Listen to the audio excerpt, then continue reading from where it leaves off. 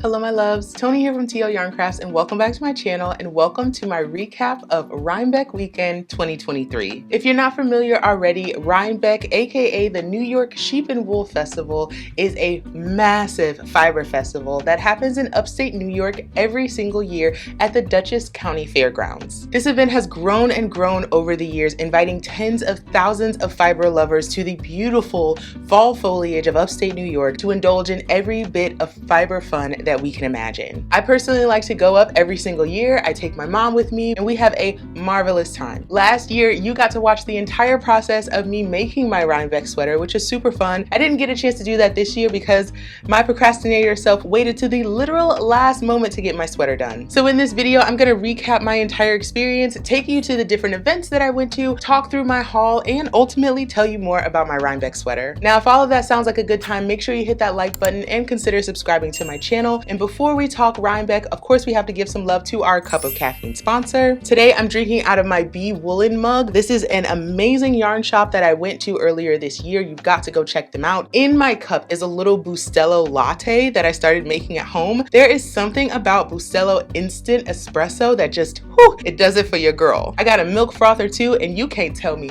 nothing. Today's Cup of Caffeine sponsor is Jen Bell, and I don't even need my phone to tell you what Jen said when she donated. When donating, Jen kept it short and sweet and said, "I love all of this." And Jen, I am right there with you. I love every part of this fiber community. I love coming here to teach. I love coming here to share my experience, and I'm so grateful to have you along the ride with me. Now, if you enjoy my videos and want to support my channel, buy me a coffee. Who knows, I might shout you out in the next one. Now let's talk Rhinebeck Weekend. So this year for Rhinebeck Weekend, I decided to stay with a bunch of my friends in this gorgeous giant house in New Paltz, New York. Now, if you're not familiar already, Rhinebeck is one of many small cities that are in upstate New York. There are developed areas, there are farms, there are town squares. It's all very quaint and gorgeous, and you can tell that a lot of these establishments and businesses have been there for a long time. I was grateful to be able to spend the weekend with a bunch of my amazing friends, Chiwe from One Dog Wolf, Jake from Is That Ken Yarn, my homie Matthew, as well as Sunny, and our friend T. My mom always goes with me to Rhinebeck, so she stayed in the house as well, and it was just a barrel of laughs spending time with them. Rhinebeck Weekend is broken down into 3 main days. First is Friday. That's kind of like our pregame. Several smaller fiber markets have popped up because it is so difficult to become a vendor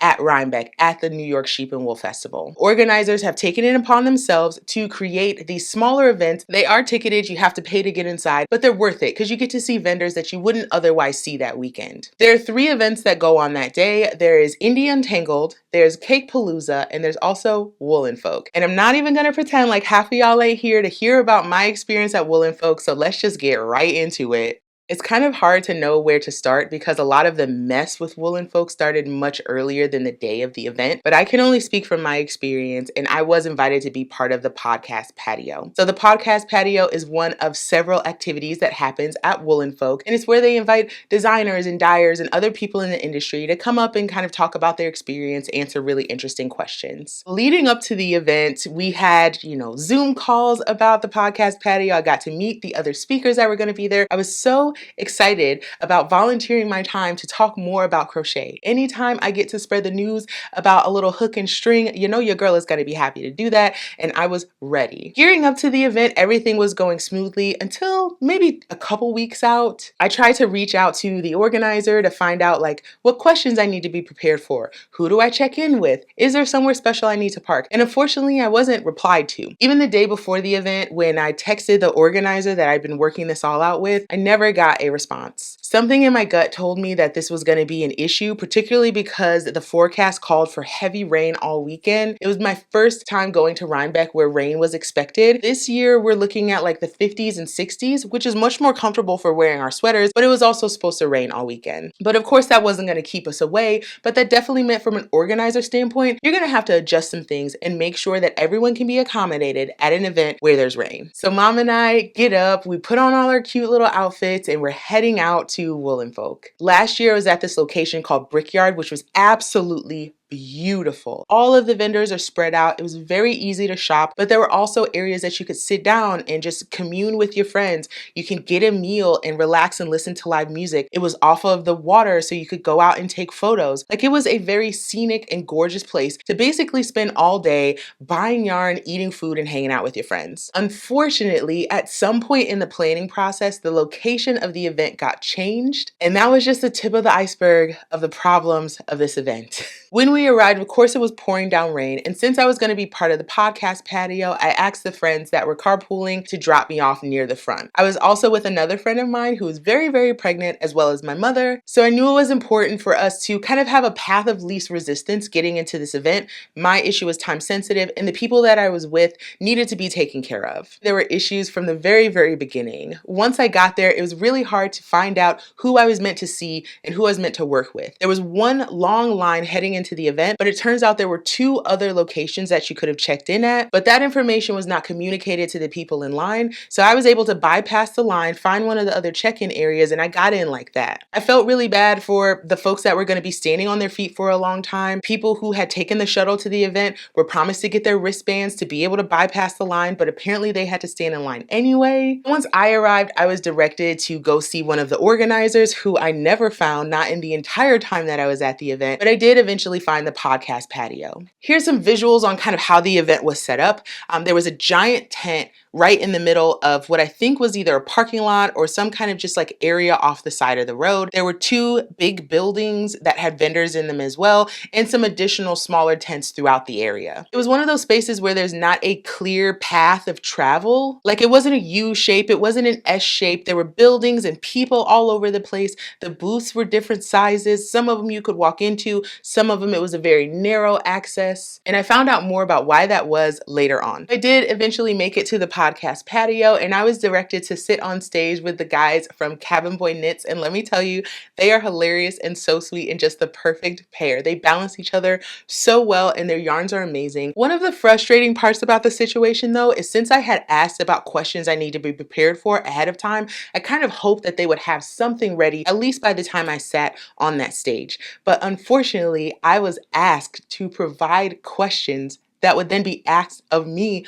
on stage. Now, that would have been fine. Maybe there were a couple things that I knew my audience wanted to know about, but there were literally no other questions prepared. And I don't know, I felt like that was a little unprofessional. I felt like that was a sign of being a bit unprepared, but c'est la vie. I was only up there for maybe 30, 45 minutes. I got my questions asked. We asked if there were any questions from the audience, and there were none. I think part of it was because you could barely hear anyone. Not only was it pouring down rain, but we were in a tent with open sides, and there were also vendors in the tent with the podcast patio. It was kind of a miserable setup. It was really dark and just really damp, and I don't think it was just the rain though. I think it was just kind of poor setup. So it was while I was on the stage that I saw the organizer of the event. I was really hoping to kind of nail her down, chat, say hi, because we'd never met in person, but I also didn't see her for the whole rest of the event. Once I was done with the podcast patio, I checked in with some friends, took some selfies and things, and then I decided to walk around with my mom to shop. I knew I wanted to make a beeline to the Sorella booth. They were actually set up on a covered porch for one of the buildings that were in the area, but it was really, really hard to shop. It was super cramped. If you've ever gone to an in-person event that Sorella is at, there's just always a lot of people in their booth. And unfortunately, it was kind of one way in, one way out, so it was not very easy to shop. You just kind of had to get in where you fit in. But I did work with Brooke, who is one of the yarn fairies at Sorella, and she helped me make a custom set of minis, which I will show you shortly. And I picked up a couple skeins to go with it to hopefully make a fun project down the line. From there, I went inside of the building to kind of walk around a bit. I ran into the Madeline Tosh booth, and then towards the back of that main floor I was on, there was a stairwell to take you downstairs. That's where I found Max the Knitter and his yarn brand La Garçons,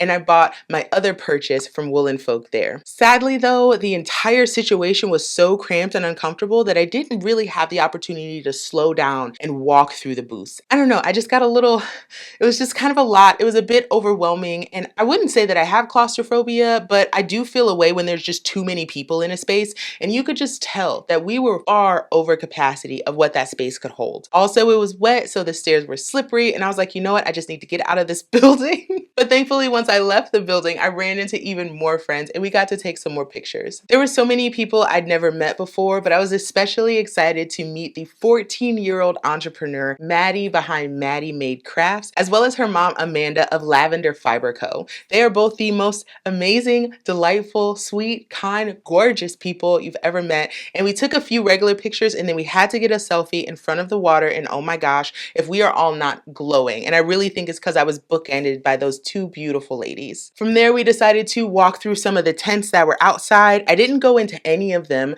because it was really muddy. I had on boots, but I just didn't feel comfortable just kind of like trying to traverse some of the mud situation that was happening outside. There were a couple parts where you could tell it was especially muddy and they'd put cardboard boxes on top of some of the mud puddles, which unfortunately, while it seemed like a good idea at the time, it was a terribly treacherous way to try and get around that space. And once you get enough mud on cardboard, it might as well, I mean, it's a slide. I didn't have anywhere near the experience at Wool & Folk that I did last year. It was far too crowded. The accessibility issues were terrible. I felt like even though it was raining, there were some planning issues and some lack of communication that even on the best day would have made this a poor event. I was especially frustrated at one point when I was walking up to the Sorella booth, which was a ramp, and there was a lady in a wheelchair needing to come down the ramp. Now, I was right in front of her and there were maybe a good 10 or 15 people behind me. I had to turn around and tell everyone to get off of the ramp so this lady could come down. The fact that the ramp was not even wide enough for you to walk 2 by 2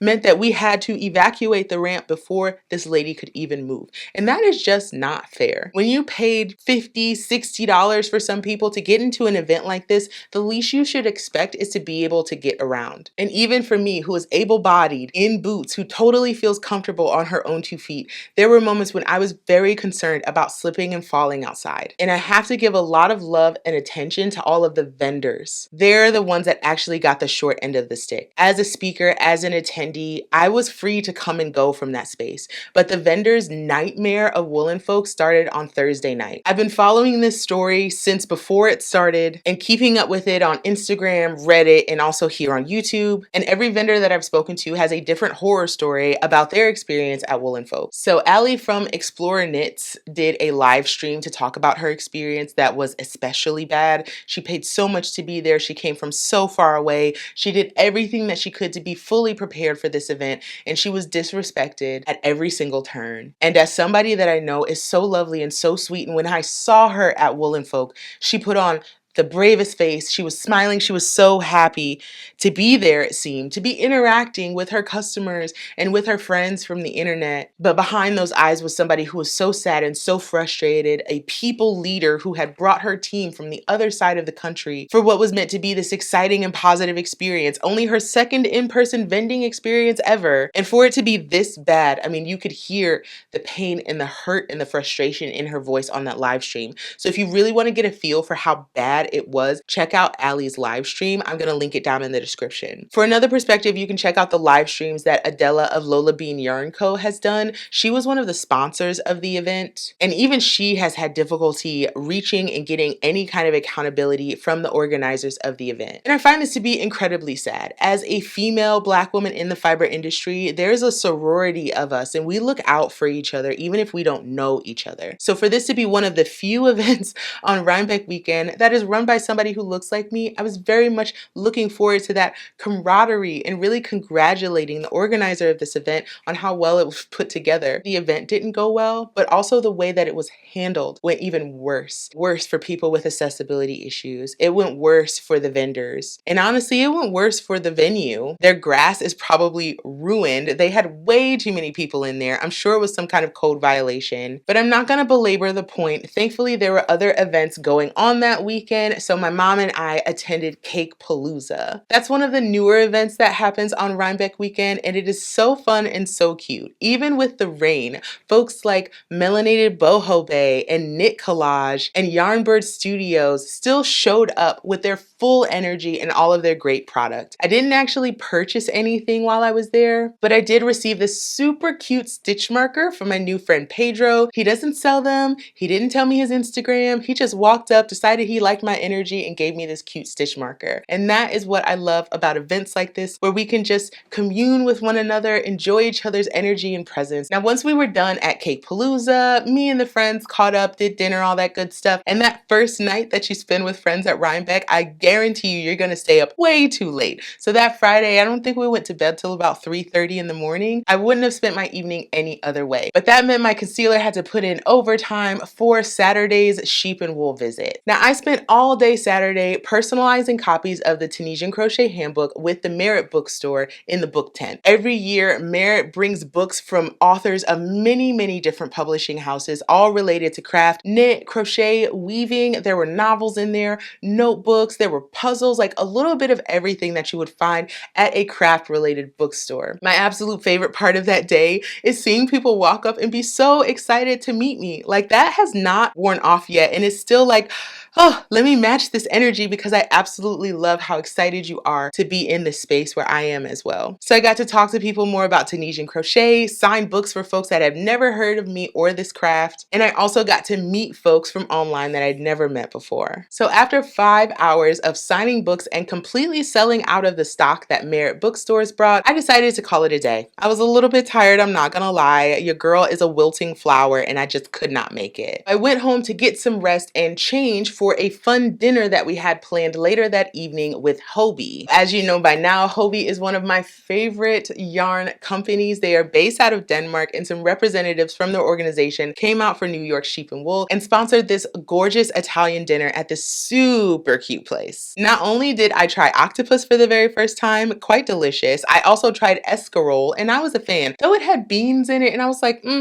I could take or leave those. The most fun part about that evening was, of course, seeing my friends from Hobbii, but also meeting some other fiber friends. I got to meet Kristen of Yarn Theory. She was one of the people I was most looking forward to meeting on that weekend, and I was not disappointed. She's so talented, but she's also quite tall, super smart, gorgeous head of hair, like, oh my goodness, just a sweetheart. We've had a few interactions online, and I knew that I would just love her when we met in person. She even indulged me in this cute little Charlie's Angels moment with Leah of I Play With Fiber, who was another person I was super excited to meet Rhinebeck weekend. Also at that dinner were the folks from Pom Pom Magazine, who I'd met some of them in person, including Gabriella, and they were a delight to share a meal with. Ultimately, we ate too much, drank some good wine, took a bunch of pictures, and really networked together, and also just gushed about all of the amazing things we're all doing. Now, I might have stayed up till 3:30 the night before, but I did not stay up too late this night. I think I was in bed by maybe 1:30, and that was after trying to take a bath at the giant jacuzzi tub that was in our Airbnb that just took ages to fill up. So I was like, forget it, I'm tired, it's late, just get in the shower and go to bed. So day 2 Rhinebeck was my actual shopping day. I actually got up and put on the same thing again. I had on my sweater, light blue jeans, my boots,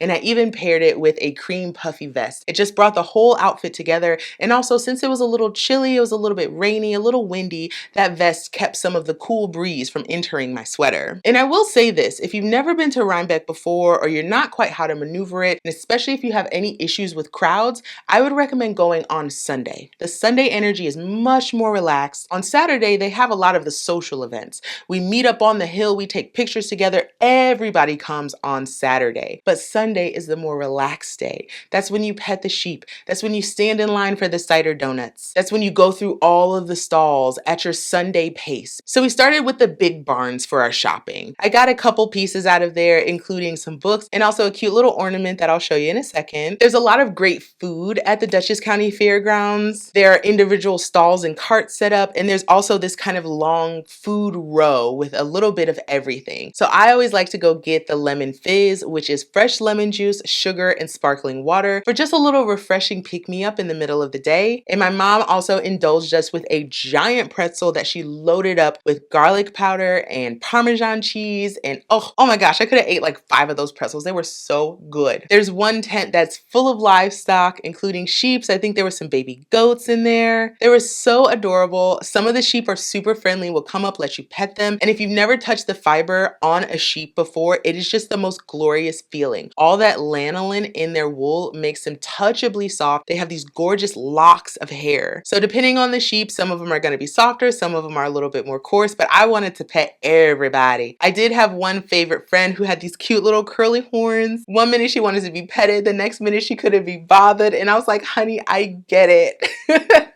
So by the end of the day, after all of the yarn was purchased and the sheep were petted, my mom and I stopped outside of the tent to take some pictures, and the sun finally peeked out. When I tell you it was gray and rainy pretty much all weekend, I am not even exaggerating. But in that little pocket of time, we were able to find some sunshine, and I got some pretty good pictures. So that was pretty much it for Rhinebeck weekend. I didn't buy a whole lot of stuff. I didn't go into the event looking to fill my stash. I really wanted to find some special pieces, some fibers I'd never touched before, or some colors I don't traditionally work with, and I was thankful that I did find those things. So let's get into my haul from Rhinebeck weekend. We're going to start off with the stuff that I got from Wool'n Folk first. One of the fun things going on at Wool'n Folk is the Sorella team had set up a custom mini skein station. So you could just walk up, and Brooke, who is the sister of Ashley who runs Sorella, would help you build a 5 or 10 mini skein set. So I was there with Alexi of Two of Wands, and she made this gorgeous set,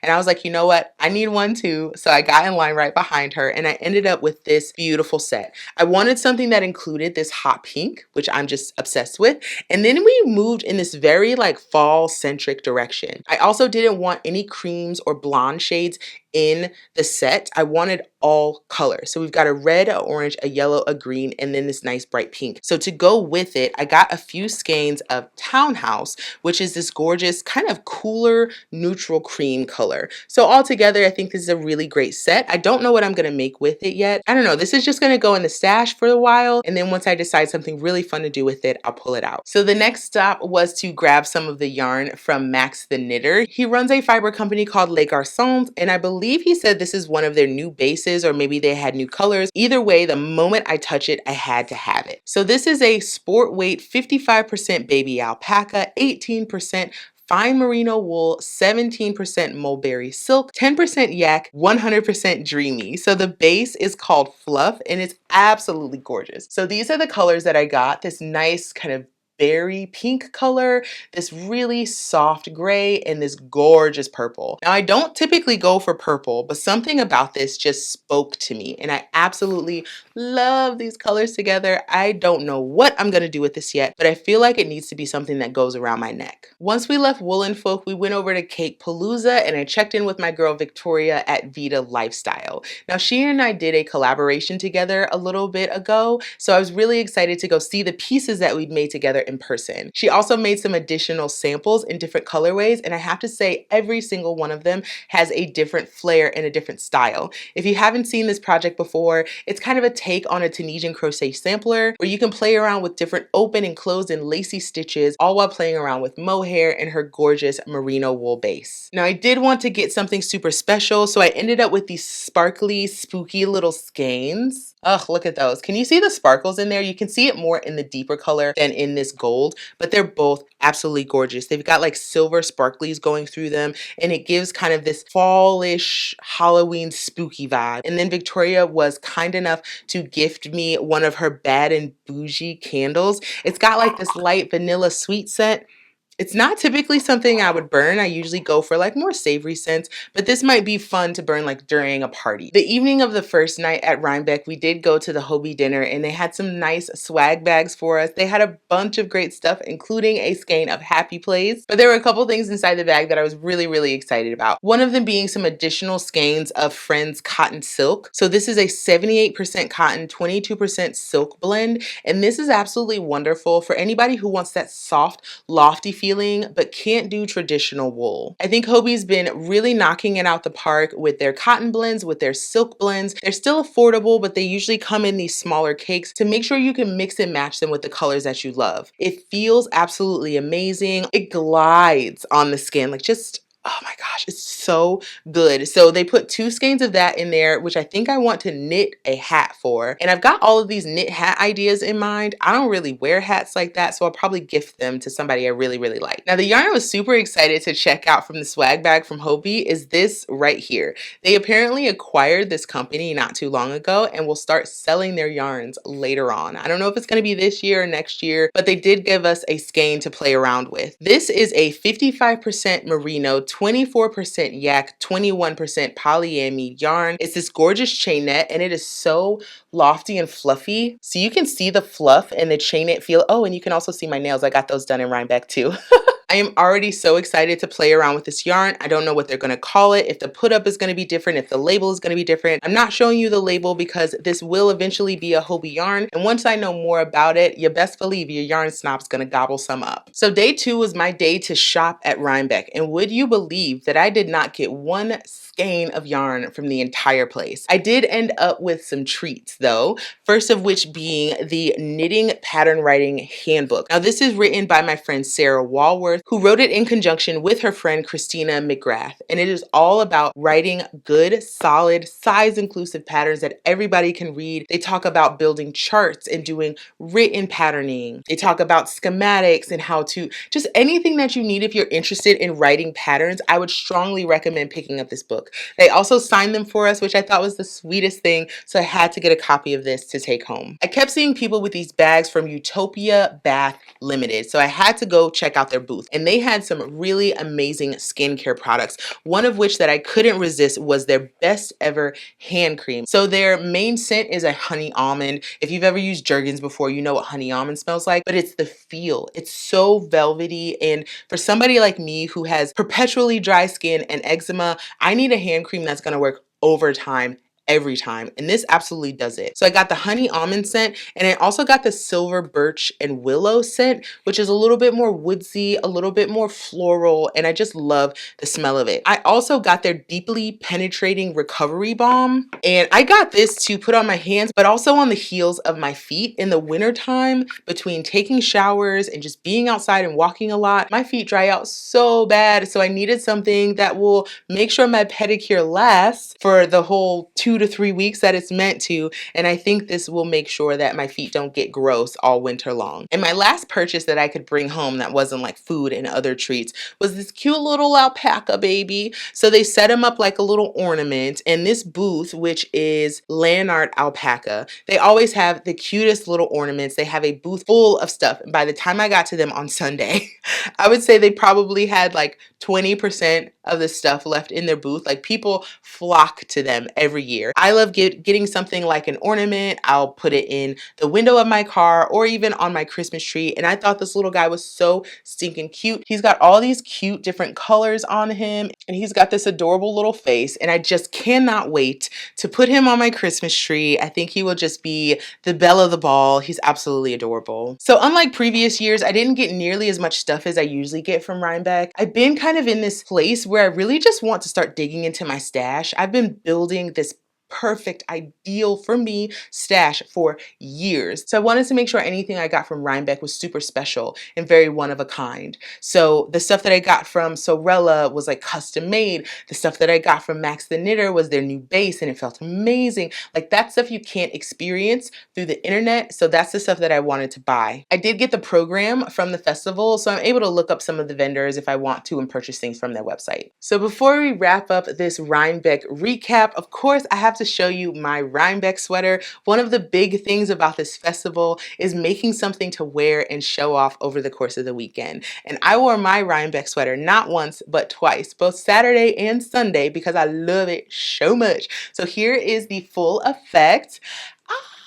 Oh my gosh, I'm obsessed. I love it. It's my new favorite sweater. Ooh, baby, I love it. Okay, so this is the Misha sweater, which was published by Scapegists. Y'all correct me if I'm wrong, I probably am, whatever. Scapejust yarns. So Scapejust made this gorgeous kind of feather and fan patterned sweater, and I loved it because it was crochet. You see feather and fan a lot in knit patterns, but you don't see it as much in crochet. I also wanted something that was relatively fast, and I saw that this was mostly double crochets. I literally waited until like 6 days before I was leaving for Rhinebeck to start my sweater, and I don't know why I keep stressing myself out like this. I mean, y'all have been here for at least 2 years now of me making these Rhinebeck sweaters, and I keep doing this, but thankfully I was able to get it done. So I made my sweater out of Happy Place, obviously. I used all melange shades because I really wanted to blend in with the fall feeling of the entire weekend. If you're curious about the colors, they were ochre, maple syrup, cinnamon, and petrol melange. I was originally going to add hunter green, but I didn't check my gauge, so every dimension of my sweater is off, and I didn't have enough space to add the last color. Now you know my dirty little secret. I do not gauge swatch for my own sweaters. I just started the dang thing, and yes, it was supposed to have 2 inches of positive ease, and this one has like 6 inches of positive ease. This is one of the things that I absolutely love about making my own clothes. Nobody can tell me I did it wrong. I'll link this pattern down below if you want to check it out. I think it's nice with just about any DK weight yarn. I did a color block situation. The original pattern uses variegated yarn, so it's a little bit more of like this melted fade going on, but you can really personalize this however you want to. If you want to make this sweater as well, I recommend picking up several skeins of Happy Place. Unfortunately, cinnamon and petrol are sold out, but if I had to swap out these colors, I would still do ochre, I would still do maple syrup, and based off what's still available, I would also add clay and sky blue. I think that's going to give you enough variation, enough contrast to make this a super cute sweater. So we'll wrap up with my takeaways from Rhinebeck weekend, aka New York sheep and wool. I have to say I was a little bit let down by the rain. I think it kind of dampened a lot of the energy of the event. One of the most amazing things about going is showing off your hard work by way of your sweater or a gorgeous shawl or whatever it is that you happen to be wearing. And unfortunately, a lot of us were under umbrellas or in ponchos, so you couldn't get the full effect. I think that was a little bit frustrating, but ultimately it didn't keep too many people away. So I am really grateful for the resilience of our community and the fact that so many people still did come out. I will say that I noticed there was a little lack of color at Rhinebeck this year, myself included. There are some really amazingly bright colors that are trending right now. So like cherry reds and chartreuse greens. And I saw a lot of very neutral colors. So I'm hoping next year we can kind of liven it up a little bit, maybe redeem ourselves from this year. And I know that I will be starting my project months and months ahead of time just to make sure that it's done and perfect. So I'll be bringing the color to Rhinebeck next year, and I hope anybody else who goes will too. And lastly, I can't help but remark on how frustrated I am, not only with the Woolen Folk event itself, but also everything that has transpired since then. Once the Woolen Folk event ended and people finally cleared out, there were already posts showing up on Instagram talking about how frustrating the entire process was, how vendors had to show up for each other because the organizers were not doing their jobs. I love how this community comes together for each other, but that shouldn't have had to happen. And since then, there hasn't been a lot of noise coming from the Woolen Folk side of things. There was a non-apology apology that went up on Tuesday. The first version of it was littered with typos, and I know that it doesn't make sense all the time to focus on the way things are written, but it's just an indication of how little care and focus and respect was given to that apology, which makes it a non-apology. So very shortly after that original apology was taken down and a newer, fresher, more polished version went up. But the folks who saw the first apology had commented on it, telling the organizers what they were looking for as far as retribution. And when that first post was taken down, all of the calls to action for Woolen Folk were taken down as well. When they put up the second apology, they closed the comments, which is a dead ringer for you knowing that you did something wrong. I've had long conversations with my mom and with friends about what I would love to see come out of Woolen Folk. And ultimately, I believe that every vendor who wants it should get their money back. They put a lot of time and energy into this, months and months of preparation, packing everything up, bringing it to this event, and ultimately being treated like, now I have your money, I don't care, do whatever you want. And that is just not right. And I do believe that the organizers should come out and say out of their own mouths how they feel about how things went down. A little birdie told me that the organizers have already secured the old location for next year's event, and I'm incredibly curious, one, what vendors will even show up, and two, if Woolen Folk will ever make it back to the glory that it was just a year ago. Thankfully, someone did put together an entire list of vendors. I have listed them down in the description, so if you want to support